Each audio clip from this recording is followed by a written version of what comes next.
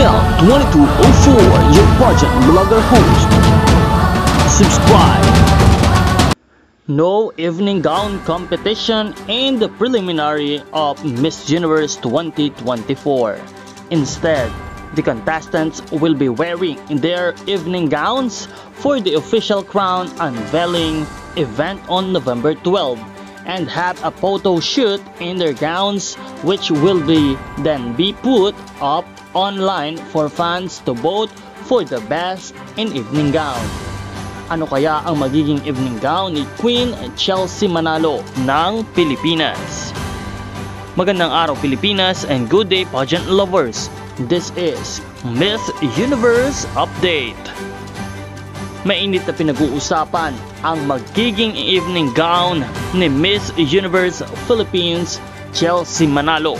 Sino kaya ang designer na talagang magbibigay ng napakagandang disenyo ng evening gown para sa ating pambato?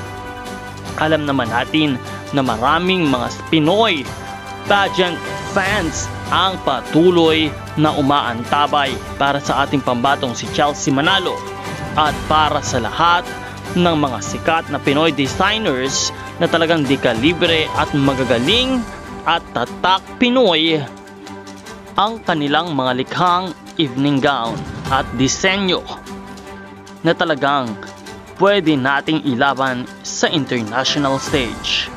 Kaya naman patuloy nating samahan si Chelsea Manalo at pakaabangan kung ano ang evening gown na kanyang isusuot.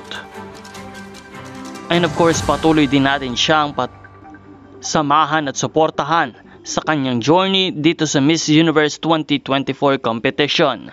Sa ngayon nga ay patuloy na ini-enjoy ni Chelsea Manalo at patuloy siyang nakikipagsabayan sa lahat ng mga candidates para sa corona ng Miss Universe.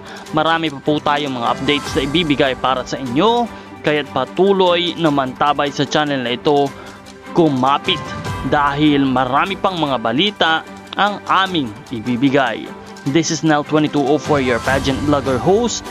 Mag-subscribe para sa iba pang mga videos at updates. Thank you so much for watching. Maraming salamat din po sa iyong pag-subscribe.